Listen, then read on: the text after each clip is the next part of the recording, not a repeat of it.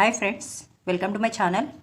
In today's class, we will discuss instrumentation and control system unit. Here take the unit measurement of liquid level. Here in this unit, we are finding the level of the liquid, that is height of the liquid inside a tank. We are using different methods for finding the level of the liquid. We are taking mainly two methods, direct measurement devices and indirect measurement devices. In direct measurement devices, we are taking sight glass. Okay, already we did this video. I will give the link in description box, please check it. And next one is float gauges. Okay, in float gauges again two types are there, float type liquid level gauge and next is float shaft liquid level gauge. Okay, these two methods are there in float gauges. In today's class I will discuss float type liquid level gauges. Okay, and in next method, indirect measurement device, we did hydrostatic pressure devices already. We can call it as bubbler system also. This video link also I will give in description box, please check it. Now let us take the first one in the float gauges. Okay, which is the first one? Float type liquid level gauge. In it we are using this arrangement of the tank. Okay, now let us take what are the main parts in this given arrangement. Here we are calling it is a description. What are the main parts in the description? Okay, initially we are taking the tank. Okay, this is a tank.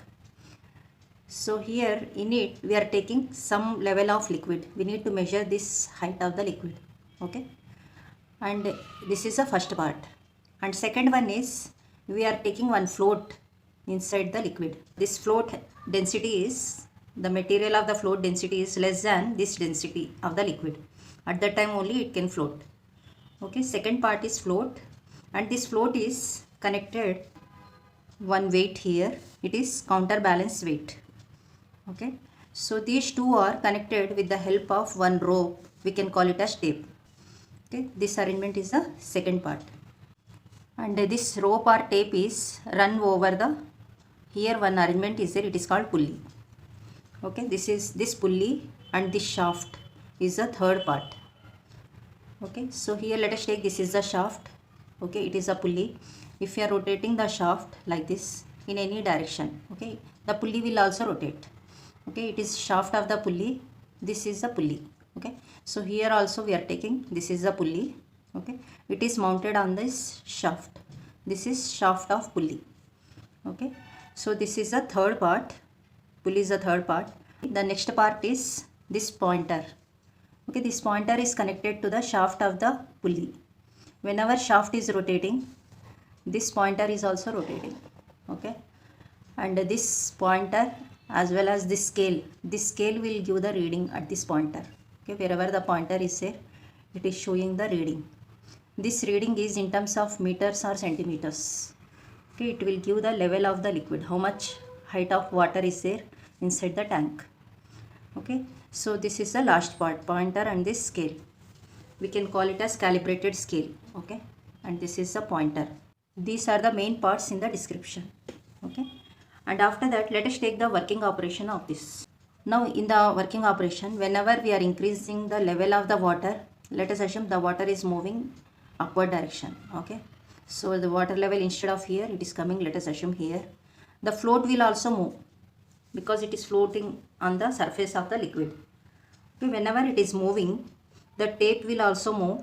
Okay, and it will try to come in this direction.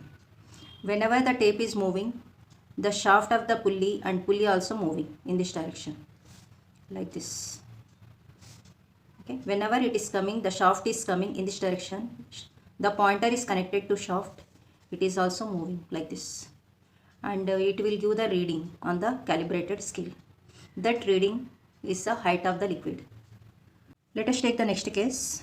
Let us reduce the water level. Okay, decrease the water level. We are removing, let us assume we are removing some water from it. Okay, because of it water is coming down, this float is also coming down. Okay, when the float is coming down, this tape is coming in the downward direction, and this pulley will also move in this direction. Okay, now this pointer is also moving in this direction and it is giving the reading here. Okay, so that reading is height of the liquid inside the tank. So the float is moving up and down with the level of water. If water level is more, it is moving up. If water level is less, it is moving down. Okay. So this is the main working operation. This value will give the height of the level of the liquid. Here, after working operation, some important note about this float. This is in the form of spherical shape or cylindrical shape. These two shapes we are using for finding the level of the liquid.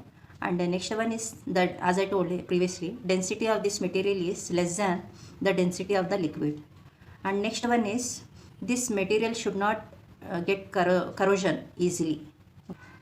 We should not use corrosive material for making this. And then what type of materials we can use for making it? We can use synthetic material or metallic or ceramic. So these three materials we can use for making the float. Okay, these are the important points for the float. And here, what is the basic principle of it? Basic principle means, because with the level of water, the float material is moving up and down.